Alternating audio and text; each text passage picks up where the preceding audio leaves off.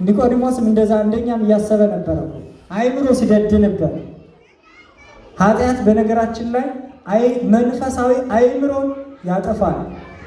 ሞታ ለነፍስ ርሂቅም እግዚአብሔር የእውቀት የነፍስ የሰማያዊ ሕይወት ሞቷ ከእግዚአብሔር መለየት ነው። ኃጢአት መስራት ማለት ነው። ኃጢአት ስንሰራ ነፍሳችን ትጠፋለች። እውቀታችን መንፈሳዊ እውቀታችን ይታጣል። ከኛ ሕይወት ይነሳናል። የምናስበው ሁሉ ስጋዊ ይሆናል። የሚታየን ስጋ እንዴት እንድንል እግዚአብሔር አለ እኮ ከየት ማን ፈጠረው? ከየት ተገኘ? እንዴት ስጋው ደግሞ ያድናል እኮ እንዴት ብሎ ይሄ ውሃ የምናየው እኮ ስርዓተ ቅዳሴ ሲደረስ እኮ ማየ ጥምቀት ይሆናል። እንዴት ወደ እግዚአብሔር ልጅነት ማየትም ያሰጠኛል የሚላሉ አይደለ?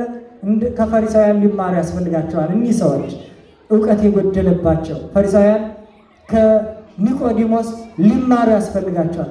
በዚህ ጊዜ እንዲህ አለው፣ አማን አማን እብለከ ኒቆዲሞስ ዘይተወልደ ዳግመ እማይ ወእመንፈስ ቅዱስ እይት በዊአ ውስተ መንግሥተ እግዚአብሔር።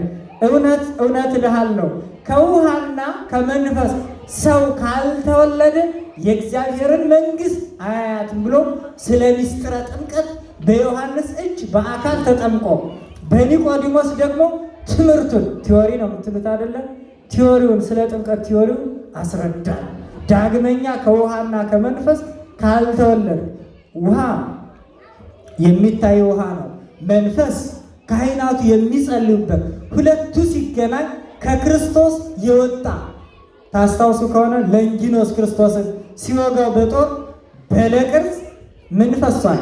ደምና ውሃ ከጎኑ ላይ አይደለም።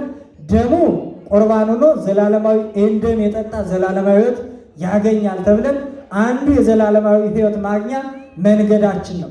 ውሃው ደግሞ ዘኢተጠምቀ ይደን ያልተጠመቀ ፈረድበታል ተብሎ ተጠምቀን ዘላለማዊ ሕይወትን የምናገኝበት መንገድ ሆኖናል።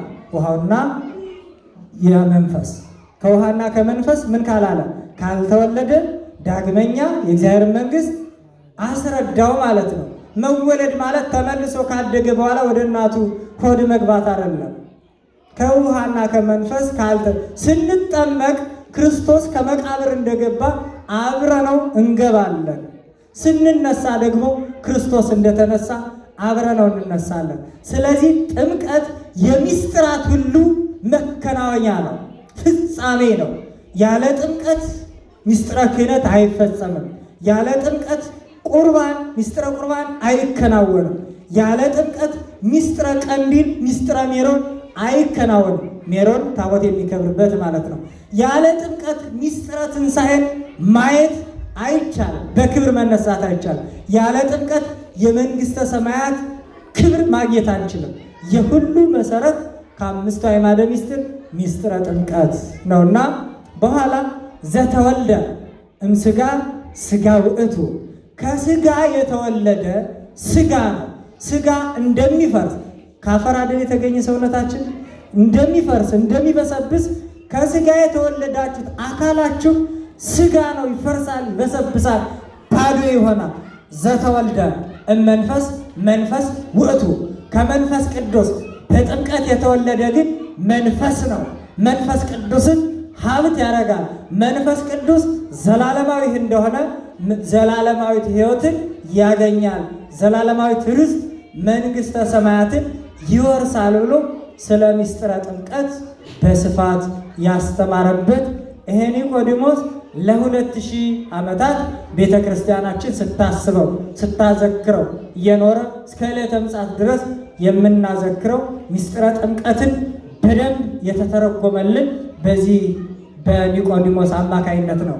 ሁለተኛው ከኒቆዲሞስ የምንማረው የመጨረሻው ክፍል ኒቆዲሞስ እንዲህ ካለው በኋላ አለቅነቱንም ትቶ መምህርነቱንም ትቶ በኋላ ክርስቶስ ሲሰቀል የሚገርማችሁ 3 ዓመት ከ6 ወር ሐዋርያትን ሰብስቦ ቅዱሳት አንስትን የተመረጡ የተባሉ ሴቶችን 36ቱን ሰብስቦ 72ቱን ደቀ መዛሙርት አርዲት ሰብስቦ 120 አይደል የነበሩ ቤተሰቦቹ እነዚህ ሁሉ ሲሰቀል ነበሩ አልነበሩም አይደለም? ጠፍተዋል፣ ተበትነዋል አይደለም? እንዲያውም የኤማውስ መንገደኞች ታስታውሱ ከሆነ አይ እንዴት ያለ ሰውዬ ነበረ እንደው ስንራል ሐዋርያት እኮ ናቸው የሚያበላን ትምህርቱም ጥዑም የነበረ ድዊ የሚፈውስ ሙት የሚያስነሳ ሰው ነበረ ብሎ ኢየሩሳሌም ለቀው እንዲያውም ግማሾች እኮ እንትን ጀምረው ነበረ ስደት አብራቸው እየሄደ እንዲያውም በኋላ እኔ እኮ ነኝ እሱ የምትሉት ከሙታን ተለይቼ ተነሳው። ሌሎቹ ደግሞ አይሁድ እንዳያገኟቸው በዝግ ቤት ነበሩ አይደለም። ሰላም ለኩልክሙ ሲላቸው የትንሣኤ ታስታውሱ ከሆነ በዝግ ቤት ነው፣ ፈርተው ነበር። በዚያ መስቀል ስር የተገኘ ወሃሎ አሐዱ ብእሲ አንድ ሰው ነበረ። ይህ ሰው ማን ነው? ኒቆዲሞስ ነው።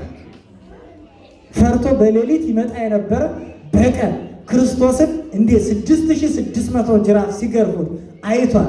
ከልቶስጥራ እስከ ቀራንዮ አደባባይ ዛሬ ጄውሽ ኳርተር ወይም የአይሁድ ሰፈር የምትባል ናት።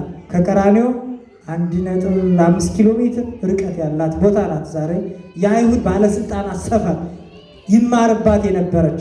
ከዚያች ቦታ ተነስቶ ጄውሽ ኳርተር ከምትባለው ወጥቶ ወደ ቀራንዮ ሂዶ ክርስቶስ ሲሰቅሉት ፀሐይ ጨልማ ራቁቱን አይደል የሰቀሉት?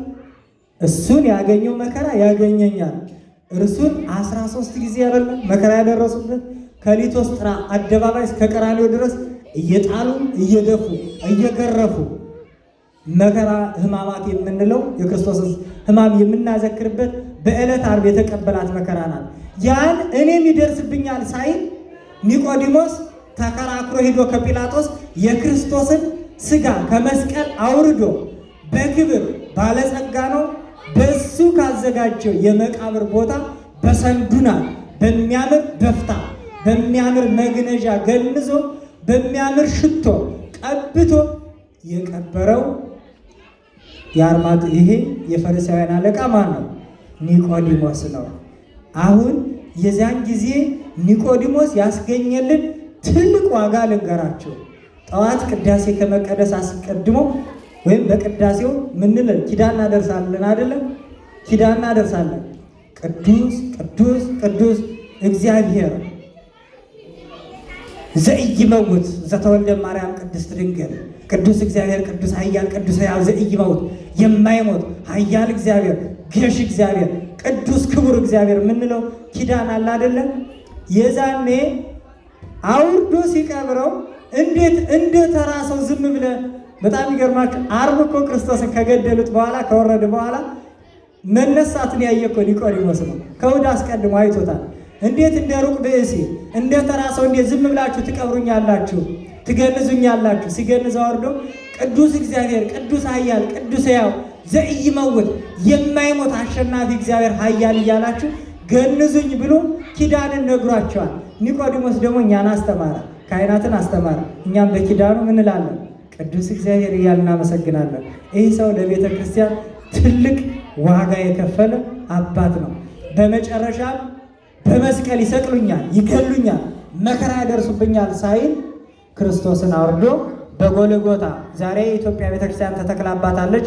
ኢየሩሳሌም ሄዳችሁ ብታውቁ ካላችሁ ከዚያች ቦታ ከኢየሩሳሌም ከከተማ 1.5 ኪሎ ሜትር ርቀት ያለች ኦልድ ሲቲ ወይም አሮጌዋ ከተማ የምትባል ፍርስራሽ ያለበት ሀፐር ታውን ወይም ደግሞ የኢየሩሳሌም የላይኛው ከተማ ከሚባል የነበረ ይህ ኒቆዲሞስ ለቤተ ክርስቲያን የዋለልን ውለታ ከጨለማ ተደብቀን ከመኖር ወደ ብርሃን እንድንመጣ ክርስትናችን ከመደበቅ ወደ ውጭ እንድናወጣው እንድንገልጠው የክርስትና እድገት እንድናገኝ መሰረት ይሆናል ነው። መሰረት ይሆናል። ኪዳንን የደረሰልን ከእግዚአብሔር ሰምቶ ለእኛ ያደረሰልን የቤተ ክርስቲያን ባለውለታ በወንጌል ቢጠራ ያንሰዋል ኒቆዲሞስ። ዘወትር ብናነሳው ራሱ በቅዳሴው ራሱ ሊታኒ ካህኑ እኔንና ይሄ አብሮኝ የሚራዳውን ካህን ስጋህን እንደገነዙት እንደ ዮሴፍ እንደ ኒቆዲሞስ ክህነታችን ባርክልን ይላሉና የተባረከ ቅዱስ አባት ነው። በረከቱ ይደርብን። ወሃሎ አሐዱ ብእሲ ዘስሙ ኒቆዲሞስ። ኒቆዲሞስ የሚባል ሰው ነበረ። መልአኮሙ ለአይሁድ የአይሁድ አለቃቸው ወይቤሎ እግዚእ ኢየሱስ አማን አማን እብለከ ዘኢተወልደ ዳግመ ኢይሬኤ መንግሥተ እግዚአብሔር። እውነት እውነት እልሃለሁ ዳግመኛ ካልተወለደ ሰው የእግዚአብሔር መንግሥት አያያትም። የዮሐንስ ወንጌል ምዕራፍ 3 ቁጥር 4። ስብሐት ለእግዚአብሔር።